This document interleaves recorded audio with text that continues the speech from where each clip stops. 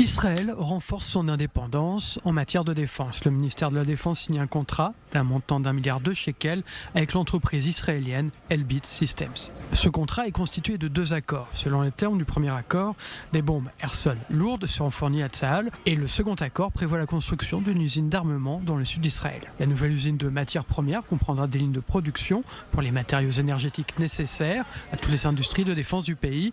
Ces substances qui libèrent de l'énergie rapidement permettent la fabrication des explosifs. Il s'agira également de fabriquer les matières premières, à savoir les composants de base pour équiper Tsahal avec par exemple des missiles made in Israël. D'après le ministère de la Défense, cette installation devrait réduire la dépendance d'Israël à l'égard des matières premières importées. Cette vulnérabilité s'est avérée critique après le 7 octobre, quand des pays supposés alliés, comme l'Italie, ont suspendu leur vente d'armes à Israël ou quand le Royaume-Uni a bloqué une trentaine de licences d'armement. Depuis le début du conflit, certains pays ont restreint l'exportation d'armes et de composants de production essentiels. Les États-Unis ont conditionné l'envoi de certaines bombes à Israël à la livraison d'aide humanitaire à Gaza. Toutes ces restrictions ont amené Israël à accroître la capacité de production nationale.